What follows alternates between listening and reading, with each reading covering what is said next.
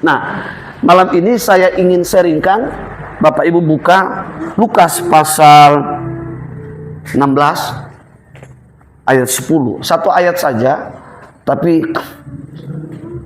ini akan sangat lebih dalam. Tuhan akan bawa kita malam ini. Bapak Ibu, kalau kita sudah temukan, kita baca bersama-sama Lukas 16 ayat 10. 1, 2, 3.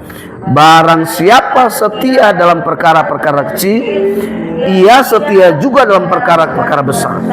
Dan barang siapa tidak benar dalam perkara-perkara kecil, ia tidak benar juga dalam perkara-perkara besar. Dalam terjemahan masa kini, itu bukan setia. Terjemahan baru itu menjelaskan akibat daripada di dalam terjemahan masa kini katakan orang yang dipercaya dalam hal-hal kecil bisa dipercaya juga dalam hal-hal besar. Jadi masa kini ini menjelaskan apa sih dasar dari sebuah kesetiaan. Kalau kesetiaan itu adalah akibat. Ada akibat karena ada sebab. Nah, dasar daripada setia adalah percaya. Saudara tidak akan menjadi orang setia kalau saudara tidak percaya kepada Yesus. Nah, saya mau gali lebih dalam apa sih sebetulnya arti percaya.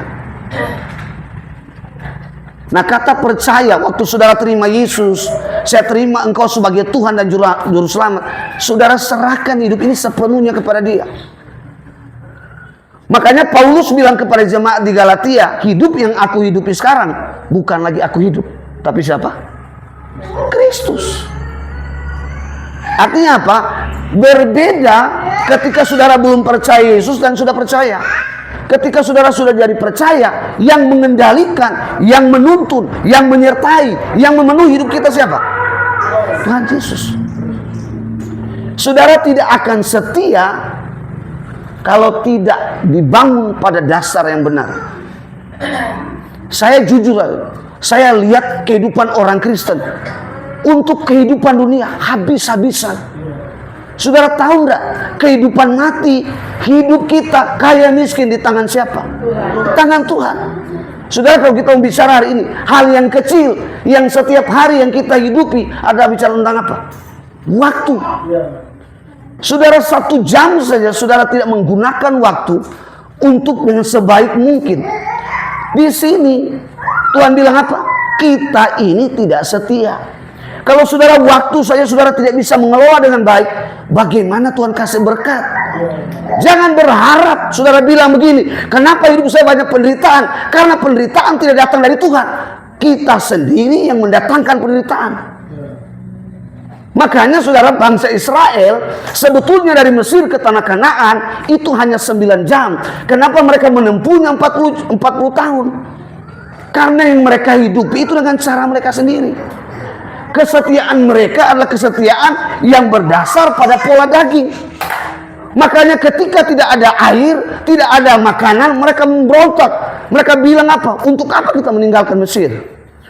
Bukankah banyak orang kita menggerutu? Waktu kita cari Tuhan, kita bilang, Tuhan tidak pernah. Sorry, saya mau bilang, Bapak Ibu, Tuhan itu bukan penjahat yang saudara sogok dengan uang. Saudara tahu enggak? Saudara datang ke ibadah, Tuhan tidak perlu uangmu, Tuhan perlu hatimu, Tuhan perlu hidupmu.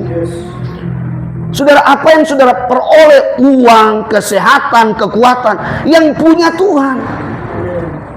Maka semua yang Tuhan berikan saudara pakai untuk Tuhan. Saudara pernah dengar Carrefour? Carrefour itu punya Prancis. Kakak saya pernah masuk di Prancis, di Carrefour itu. Cuman terlambat 2 menit, manajer suruh pulang. Saudara tahu enggak? Dunia saja menghargai sebuah waktu yang kecil. 2 menit itu bagi dia berharga. Sejak itu kakak saya tidak pernah lagi terlambat. Saudara tahu enggak? Besar-besar itu di kantor ditulis begini, semua karyawan 15 menit sudah harus ada di dalam gedung sebelum jam kerja. 15 menit saudara. Nah, kita orang Indonesia Timur sudah jam 8, tapi kemana kan jam berapa? Saya pernah punya pelayan. Saya bilang begini, kita ibadah jam 10 ya. Pertama dia tepat jam 10, dia tepat. Lalu dia datang ke saya dan dia bilang, Pak Gong, saya akan lebih tepat kalau ada kendaraan. Inisiatiflah saya dengan Ibu Gembala. Kita kasih dia kendaraan. Harapan kita sesuai yang dia inginkan. Waktu kita kasih kendaraan, dia bikin ibadah jam 12 siang. Saudara bayangin enggak? Jujur, saya sebagai manusia menolong aja jengkel. Bagaimana dengan Tuhan? Saudara memahami tentang hati Tuhan, enggak usah terlalu dalam, sederhana. Dan saudara ini dibangun. Makanya di Savior itu, kenapa saya begitu ketat? Saya tidak akan tunggu jemaat mau datang terlambat, mau apa, saudara mau meraju. Urusan saya bukan dengan jemaat, urusan saya dengan Tuhan. Saudara begini, bukan berarti waktu saudara datang terlambat, yang rugi adalah saya. Yang rugi itu diri sendiri. Saudara pada waktu saudara nggak datang ibadah, yang rugi itu saya sendiri. Kalau saya bisa bicara, maaf, bukan sombong. Tanpa saudara memberikan persembahan pun, saya masih bisa hidup. Karena saya tahu bahwa saya melayani bukan hidup dari pelayanan.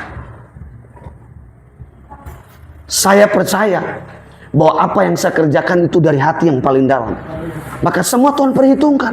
Saudara tahu kenapa Abraham menjadi bangsa yang masur, menjadi bangsa yang besar? Karena Abraham melakukan dengan setia. Setia itu saudara nggak usah bicara besar. Saudara hal kecil, saudara dipercayakan jadi aser. Saudara lakukan itu dengan setia. Karena kalau saudara di aser, saudara nggak setia, bagaimana saudara bisa dipercayakan dengan hal-hal yang besar? Saya percaya, orang yang percaya adalah orang yang sudah terpola dengan kerajaan Allah. Maka dia memanifestasikan, itu bahasa kerennya, mewujudkan, menyatakan perbuatan Allah. Orang lihat, dia ini orang Kristen, berbeda. Tapi kalau saudara masuk ibadah, tapi kelakuanmu nggak berubah-berubah. Saudara hal kecil, waktu saja saudara. Nggak usah kalau bermuluk-muluk. Dulu saya berpikir, kalau saya melayani kiri kanan, tumbang orang sana sini, Tuhan puji. Tuhan bilang karena 0. Saya mulai belajar untuk memperbarui hidup saya ini. Saya mulai melatih diri saya. Dulu waktu saya kuliah, cuma dipercayakan jadi aser. S1 sering dipanggil khotbah di banyak orang, ratusan orang, worship leader di banyak orang. Saya gengsi dong. Tapi saya belajar untuk taat, setia. Saya berdiri, jemaat belum datang, pendeta belum datang, saya sudah lebih dulu. Iya. Saya melayani, saya sudah disediakan. Saya masuk, kalau gereja belum bersih, saya pel. Saya sediain, saya atur kursinya. Bapak Ibu tahu enggak? Apa yang orang buat, mungkin secara kasat mata gembala enggak lihat. Tapi ada sebuah mata yang mengawasi semua hidup manusia. Baik orang benar dan orang tidak benar. Pernah saya berjalan 16 kilo dari kampus ke gereja. 2 jam saya baru sampai. Itu jalan bukan jalan biasa, lari. Saya sampai di gereja, jemaat-jemaat belum pada kumpul. Saya belum ganti baju, saya pel gereja, saya atur kursi. Pendeta datang, siapa yang ngatur? Ada loh kostornya digaji setiap bulan. Kostor nanti datang, aduh sorry pak, telat saya datang pak, minta maaf pak. Bapak Ibu tahu enggak, orang dunia menyatakan kesungguhan, kesetiaan, ketaatan dalam sebuah pekerjaan begitu luar biasa. Bagaimana kita dengan anak-anak Tuhan?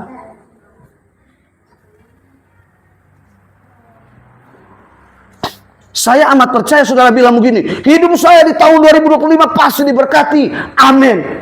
Bagaimana saudara diberkati? Saudara mau jadi kaya diberkati, Tuhan cuma ajarkan satu prinsip. Apa itu? Kerja. Jadi doa untuk apa? Doa itu membuka segala sesuatu yang tertutup supaya kita meraih berkat. Makanya kalau orang kadang bilang begini, ya saya puasa, saya berdoa, saya bilang, ngana puasa, ngana berdoa, sampai ngana perambu putih, ngana akan kaya-kaya. Karena Alkitab bilang tangan yang rajin mendatangkan apa? Kaya. Tapi tangan yang lamban menjadikan apa? Miskin. Saudara bangun terus merenung minum kopi. Bagaimana supaya saya kaya? Terus begitu Bapak Ibu lakukan sampai tua, sampai masuk tanah, tetap begitu terus. Ayat ini mengajari kita bahwa setia itu fondasi atau dasarnya adalah percaya. Saudara tahu di bangsa Israel ada seorang raja pertama kali dipilih oleh bangsa Israel. Namanya siapa? Saul. Bangsa ini menggerutu karena setelah mereka keluar dari Mesir tidak ada pemimpin. Makanya mereka bilang, pilihlah salah satu dari bangsa ini menjadi pemimpin. Tapi saudara tahu, waktu Saul dikasih jabatan, dia rampas, dia jarah kekayaan musuh-musuh. Banyak kita menjadikan Tuhan sebagai apa? Sebagai alasan untuk kita kaya. Tidak heran banyak sekali orang yang datang berdoa sama saya. Pak Pendeta, doakan supaya usaha saya diberkati. Pak Pendeta, doakan saya supaya rumah tangga saya bahagia. Kalau sampai hari ini saya tampung jadi janji orang, woi banyak. Jalan tol suruh doakan, Pak Pendeta tolong doakan, tanah ini mau jual, serta dijual tuh tanah sudah laku. Satu kabar pun tidak ada. Makanya setiap orang yang janji ke saya bilang begini, jangan pernah berjanji kepada saya, berjanjilah kepada Tuhan. Banyak. Bahasa kasarnya, kita seringkali memanfaatkan Tuhan supaya kita kaya. Banyak.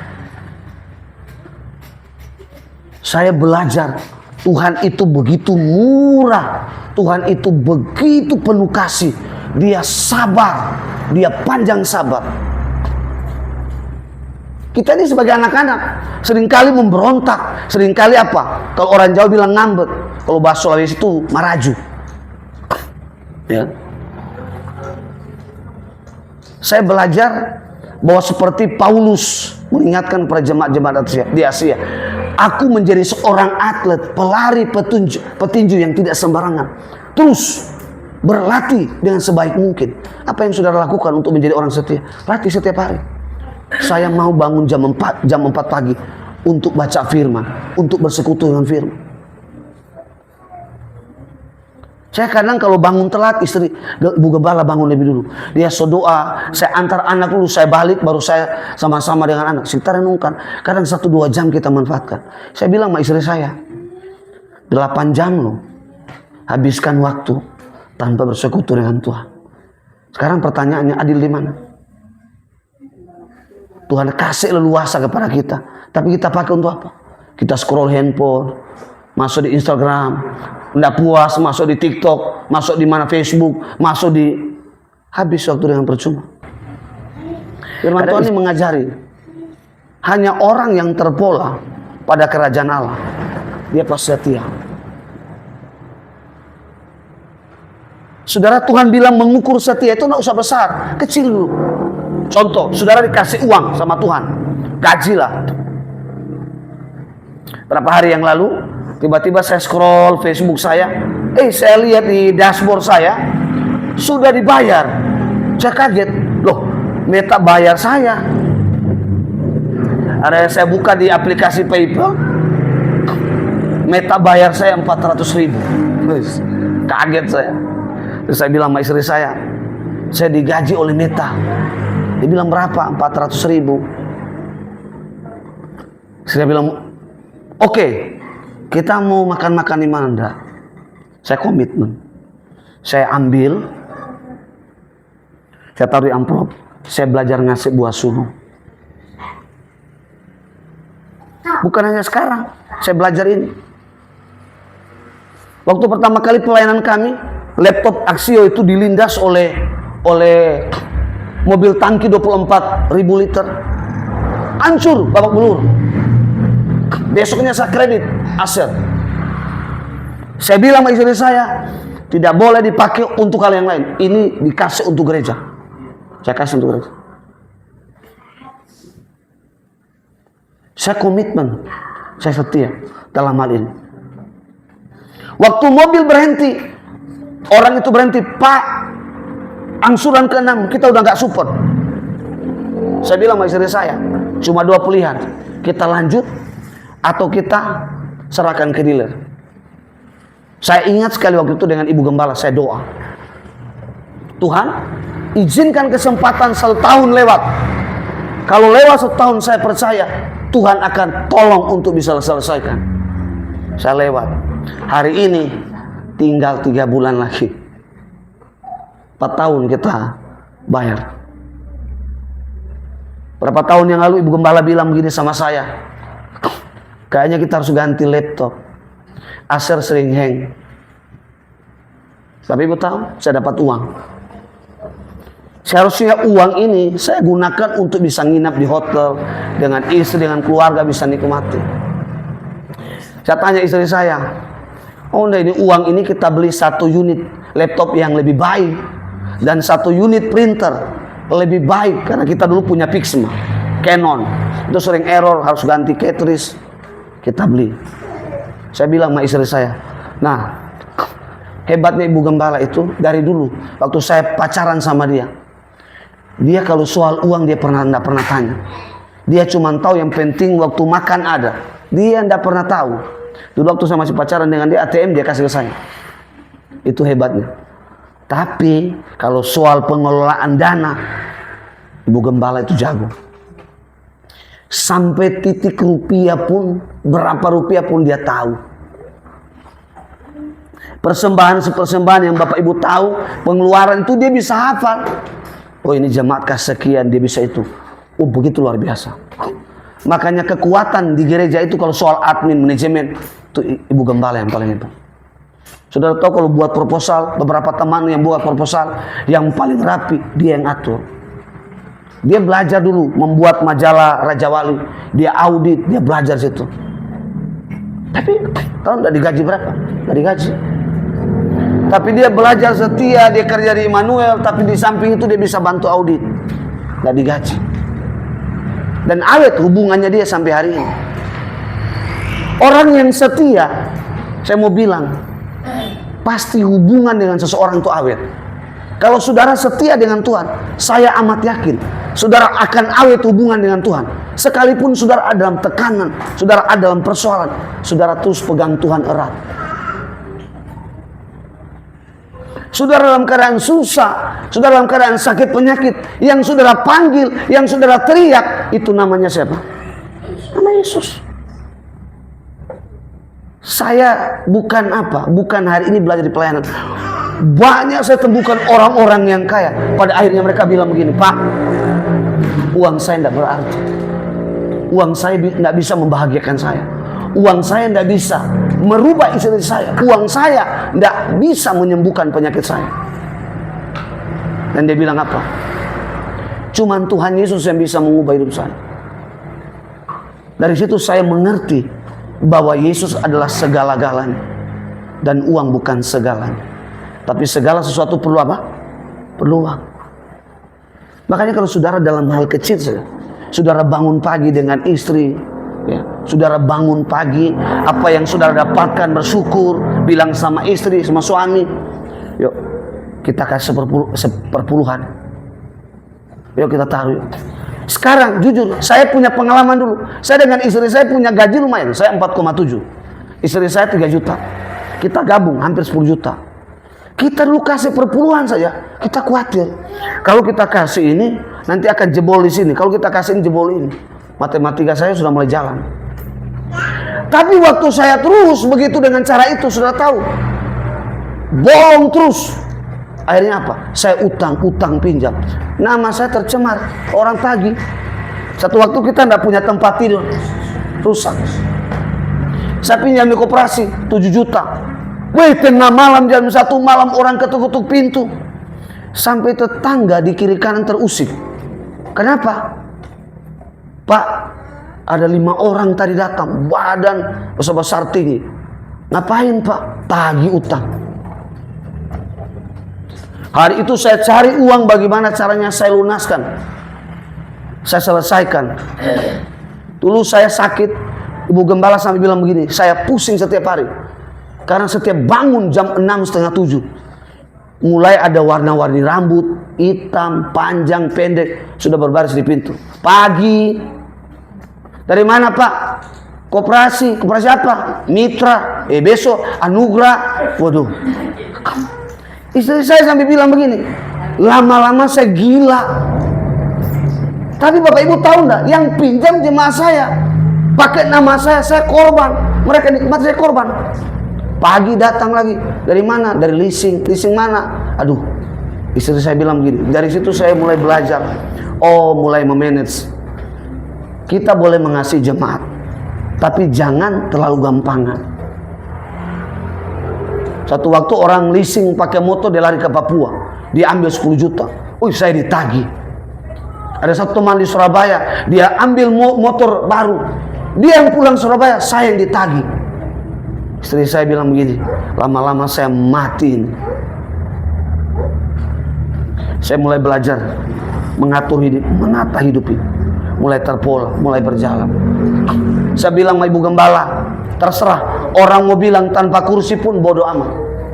Yang penting saya tidak akan disangkut pautkan dengan utang.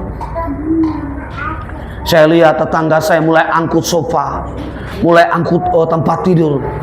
Desember, saya dengan istri saya cuma duduk sambil berhadap-hadapan, terus ketawa, senyum, lihat, orang sudah bawa angkat TV 50 inch, saudara-saudara saya, Desember semua masuk di rumah mewah. Maaf kita, saya kadang ke rumah jemaat bilang, Pak Gem, pinggang berapa? 33, boleh enggak? Kasih celana bekas, kasih. Datang di rumah, Pak Gem, kaki nomor berapa? 42, kasih. Sepatu sudah 2 tahun dipakai, dikasih. Saya ambil, saya syukuri, kasih dengan hati. Giliran Januari saya lihat, saudara saya, tetangga saya bilang begini, bilang Pak itu orang, mama dan papanya darah, mama dan papa dalam, ditagih. Saya mulai belajar. Sama istri saya bilang begini, tidak apa-apa. Debt collector datang marah-marah, Pak ini 2 bulan 3 bulan belum bayar. Bu, kami akan tetap bayar, kami tidak akan lari. Setiap telepon ibu, setiap SMS ibu, kita balas, kita tidak pernah lari. Tidak terasa, tahun lalu BNI telepon saya dengan istri, Pak minta maaf Pak, mau konfirmasi, tolong datang ambil sertifikat rumah yang di Agape. Saya ingat sekali, itu rumah pertama kali kita ambil, baik yang di Sagrak, kita ambil untuk kedua anak kita. Itu cicil dengan air mata. Saya pernah dihina orang, diludahin orang, pendeta macam apa, ndak punya uang, sekolah tinggi-tinggi dari Jakarta, ndak punya rumah. Saya terima semua itu. Saya terima semua. Saya tidak menjadikan itu sebuah amarah. Orang pernah teriak-teriak di jalan, saya cuma diam. Ikut pendeta macam apa? Sama dengan dia, saya cuma diam. Saya percaya ketika hidup kita terpola dengan Tuhan, siapapun hinaan orang, kita tidak perlu pusing dengan mulut orang. Karena mulut orang itu akan berurusan dengan Tuhan. Sudah ngapain harus teliti orang punya hidup? Sudah dijalani aja hidup ini dengan setia. Bangun pagi, atur di keluarga. Bangun pagi, siapkan hidup ini untuk datang kepada Tuhan seperti Ayub setiap hari. Supaya apa? Memang kita akan lewati ini akan sulit. 2026 bukan tahun yang mudah. 2026 adalah tahun yang sangat berat, yang Bapak Ibu akan lewati semuanya. Saya mulai lihat 2026 orang Kristen mulai lemas, mulai merasakan tekanan. Sudah tahu enggak? Saya bisa lihat ini orang kalau dia terhubung dengan Tuhan, dia terpola dengan Tuhan, dia tidak akan takut. dia jalan aja. Orang kalau hidup dengan Tuhan, dia benar-benar dia setia. Dia tidak akan lihat kegagalan di belakang. Dia akan belajar apa yang ada di belakang dan dia fokus terus ke Tuhan. Kenapa? Kalau saudara ingat masa lalu, saudara akan dibuat lemas, down, saudara nggak akan percaya diri. Tapi kalau saudara fokus ke depan, segala masa lalu yang ada di belakang Tuhan akan perbaiki, Tuhan ubah, Tuhan perbarui. Dan saudara akan melihat bagaimana pintu Tuhan buka, satu persatu Tuhan buka. Mulai saudara bilang, aduh saya dulu begini. Saya sekarang baru saya lihat, saya dulu di sini. Saya dulu di sini. Saya dulu di sini. Tapi apa yang saya lakukan? Saya kerjakan dengan setia. Kita pernah loh tinggal di Samrat, ibadah di Sagrat. Jam 9 ibadah mulai. Bapak Ibu tahu, jam 8 sesuatu dalam gereja. Pemain musik, worship leader, singer belum ada. Saya berpikirnya begini. Waktu dia doa, dia minta sama Tuhan, berkati keluarga saya, Tuhan berkati rumah tangga saya, Tuhan berkati pekerjaan saya. Ini pikiran saya. Roh Kudus berikan sebuah pewahyuan. Waktu dia minta, dia tidak berpikir bagaimana dia buat untuk Tuhan, tapi dia minta saja, penuh daging. Makanya Bapak Ibu, saya kalau minta sesuatu nggak terlalu banyak-banyak. Apa yang hari itu saya butuhkan, saya minta. Dan saya yakin Tuhan lebih tahu dari apa yang saya doakan. Waktu bangun gereja, semua jemaat protes. Kenapa? Karena jemaat kasih 2.000, 1.000. Ada yang masih picis-picis. Saya bilang sama gembala, biarkan kita beli teher. Biarkan saya beli bangun plafon. Orang pikir kita ini banyak uang. Rumah teras depan saya belum fondasi. Saya belum fondasi. Meteran belum saya pasang. Tapi saya bilang sama istri saya, yuk kita nabur. Kita belajar menabur sama Tuhan. Kita kasih. Saya nggak mau menerima pujian dari manusia. Malam saya pulang, saya datangin gembala dan saya bilang begini, Om, ini uang teher, ini uang plafon, besok ada orang datang kerjakan. Bapak Ibu tahu nggak?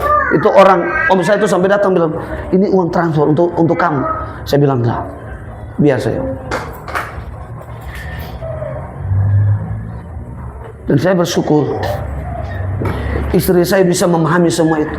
Dia bisa mengerti. Artinya apa? Istri saya takut Tuhan. Istri saya kalau soal memberi dengan Tuhan, maaf, dia tidak pernah larang untuk saya. Tapi kalau dia beri kepada orang yang tidak bisa mengatur, banyak sekali dia larang sama saya. Istri saya dengan saya berbeda. Kalau saya beri, langsung saya beri. Tapi kalau istri saya, dia teliti. Dia lihat, ini orang. Contoh aja, sederhana. Dia kasih sepatu. Ada orang kasih sepatu, dia tidak rawat sepatu. Minggu depan atau tahun depan, dia tidak akan kasih sepatu. Itu saya, istri saya. Tapi kalau saya memberi, saya tidak peduli ngana mau jaga atau nyanda, itu saya tidak peduli. Bu Gembala itu orangnya intim.